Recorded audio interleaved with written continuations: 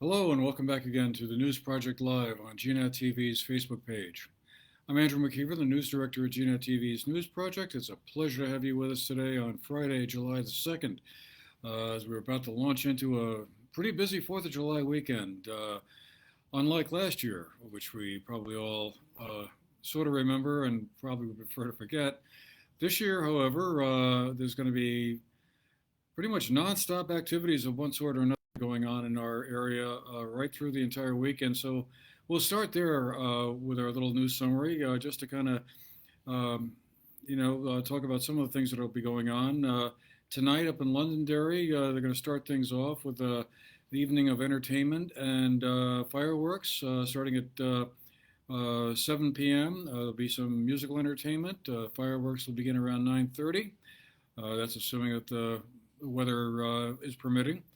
And they will also be having some fireworks and entertainment on Sunday, July 4th as well.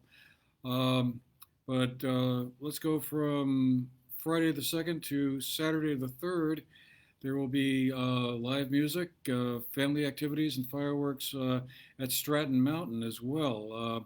There'll be a band, Music Friends and Freedom, will be playing on Saturday evening with the Dave Matthews Tribute Band. So that sounds like that'd be kind of fun. The Mountain Friends and Freedom concert will begin at 5 o'clock, run until about 8. And then on Saturday night, the fireworks will begin at 9:30 up at Stratton. Also on Saturday, July 3rd, the Taconic Music Festival will be holding a faculty concert at the Riley Center at Burn Academy. That'll begin at 7:30, run till about 9. And then on Sunday evening, moving back to Stratton again, the Spin Doctors will be playing, starting at 7:30. Doors open at 5:30. Some of you may remember the Spin Doctors from the 1990s and thereabouts. They had a few hit records and made the charts on a few, so that'll be kind of cool to see them come to the area here. Anyway, as I said earlier, there'll also be the live music and the mini works festivities at Magic Mountain on Sunday, July 4th from 11 a.m. to 11 p.m. Back down here in Manchester, fireworks displays will be happening at the Manchester Rec Park Sunday, July 4th, starting at 9:30 p.m. That's over at the Dana Thompson Memorial Recreation Park, and there'll be parking available at the park and nearby at the Manchester Elementary Middle School and the Riley Rink. And the viewing areas will be from the new fields that were constructed in the last couple of years, the McClellan and Eckhart Fields. Rain date of Monday, July 5th. Let's see. There's also going to be some fireworks displays in Bennington and Pulteney if you happen to be up in that area. Moving on to Monday, July the 5th, there'll be a concert at the Pingree Park in Londonderry.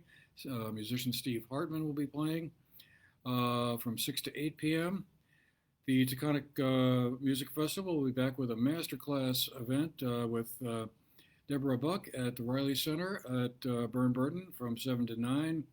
These master classes offer the audience a behind-the-scenes look at the arts and crafts of classical music performance. So kind of interesting and different. They are also free, but reservations are recommended. And you can go to their website to get more information on all that at the Taconic Summer Music Festival.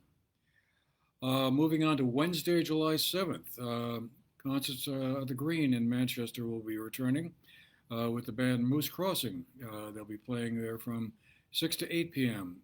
Moose Crossing's a kind of a jazz fusion band, I guess you might call them.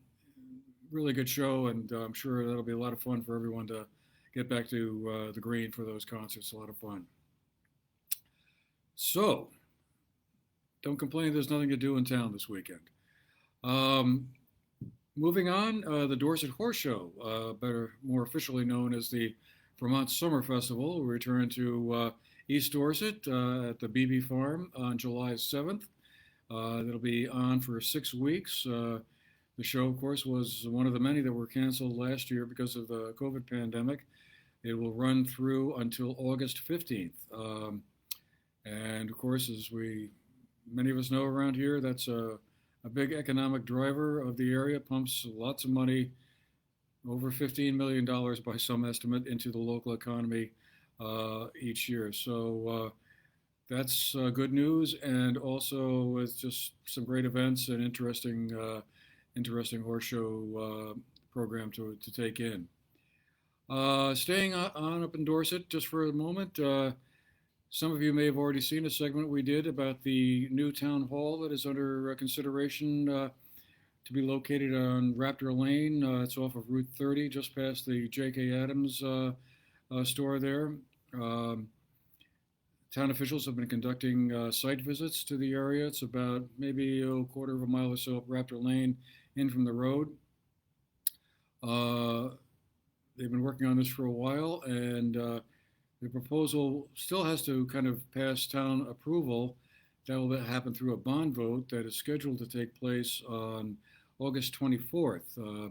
Cost of the building and the groundwork there is reckoned to be around $3.6 million. That would be paid for by a bond paid out over 30 years. And there will be more informational meetings held about that to inform folks. There'll probably be a couple prior to the vote on the 24th. There will also be one held the night before the vote on August 23rd.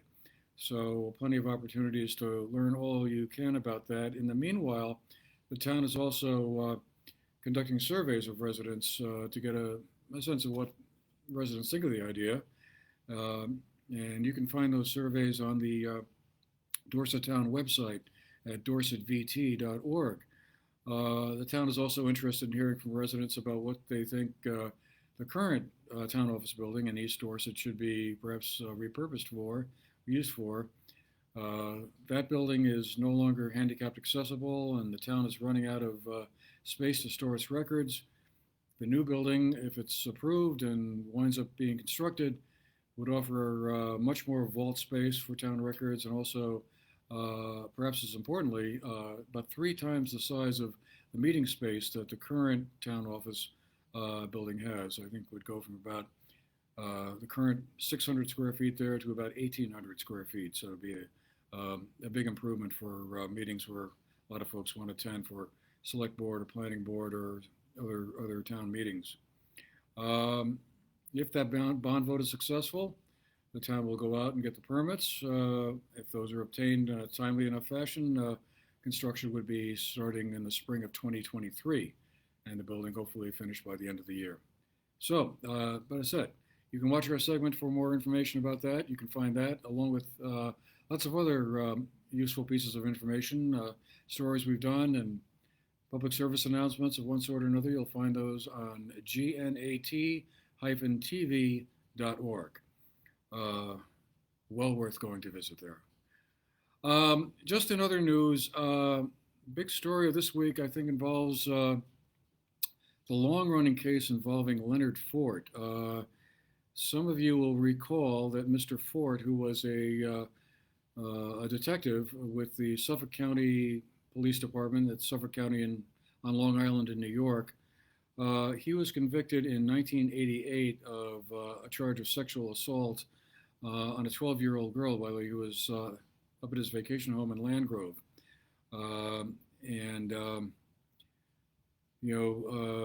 Trial took place, and that event took place in 1987. He was found guilty on all charges in 1988 by a Bennington County jury. He appealed that conviction, and the presiding judge of the case ordered a new trial, saying that the prosecutor had prejudiced the jury by just being too emotional in her concluding arguments. This is a story that some of you may be following, both in the Bennington Banner and the Manchester Journal. I think both those stories about it this week. And from there, things got kind of interesting. For about the next 7 years, the Vermont Attorney General's office twice went to the state Supreme Court to get a new trial order set and to get Mr. Fort's conviction reinstated. And those efforts weren't successful, but then by 1997, Mr. Fort was saying that he was waiting for a heart transplant. He had medical issues. He couldn't travel back up to Vermont. By then, he had moved down to Florida. To make a very long story as short as possible, years went by, and Mr. Fort was successful in sort of holding off all the attempts made by the Vermont legal officials to get him to come back to Bennington for a retrial. Uh, Even though there was some evidence to suggest that Mr. Fort in retirement was still able to have some kind of a semi-active lifestyle, he was found he was photographed, for instance, outside in his yard, and his claims of being too sick to travel were called into question. But he has now been basically found. Vermont State Police basically have now filed him with 2 counts of obstruction of justice, accusing him of lying about his health condition over that 22-year period to evade prosecution on the case. Um, Very complicated situation, and one of the issues will be whether or not you know some of the witnesses who testified in that original case, have their memories been, sort of faded over time, and there's also a question of whether or not some of the court records from the original case are still intact. So the USA Today had a major story about this a few years ago, where apparently some of the original materials that were key to the prosecution of him, including most of the original trial record, had been destroyed, and the transcripts and court audio recordings appear, to be unavailable. Uh, what's also kind of interesting about this is apparently the oldest open prosecution case in Vermont, and possibly one of the oldest in the country, where the defendant is not a fugitive. I mean, it's been known where he's been living all these years, but like I said, he's been successful at holding him off. So he's supposed to come back to court in Bennington on Wednesday, July 7th. So we'll certainly be following out to see where that goes. It's not exactly a open and shut case by any means.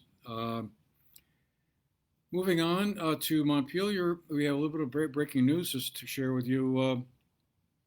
Just earlier today, Governor Phil Scott basically vetoed a bill that the state Senate had passed last week during the special veto session the legislature held to overturn 2 other vetoes the governor had issued regarding non-citizen voting in Winooski and Montpelier. But while they were there, the state Senate also passed a bill that the state House had already passed early in the session regarding setting up a rental property registry that would allow for the state to inspect rental properties when tenants or property owners file complaints.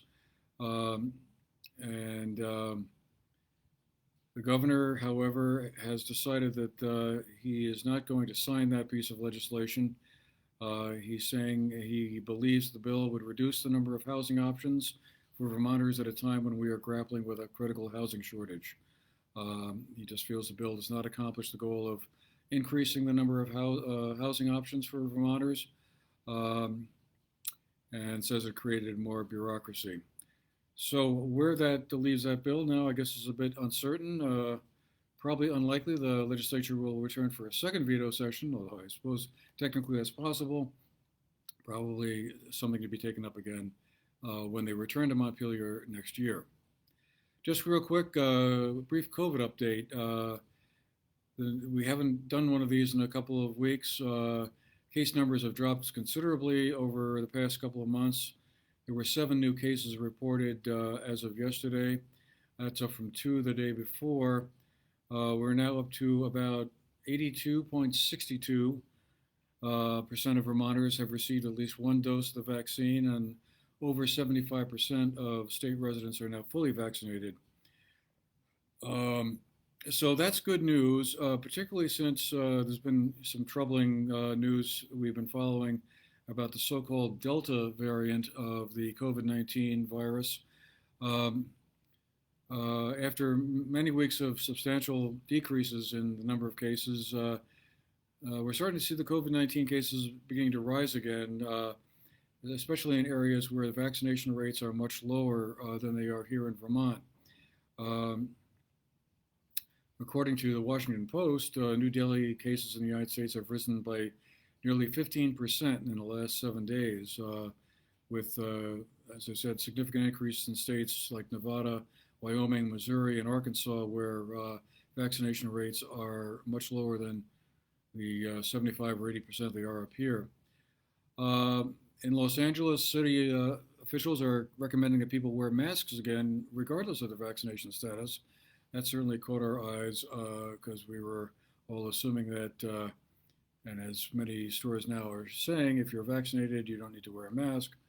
So just pass it on for what it's worth. You know, the President Biden had hoped that the United States would be, as a country, at the 70% mark in terms of vaccinations. We're not quite there, close, but not quite there. So while it's the 4th of July and Independence Day, and a lot of us were thinking, this is the perfect moment to celebrate our escape from the COVID pandemic, it may not be over quite yet.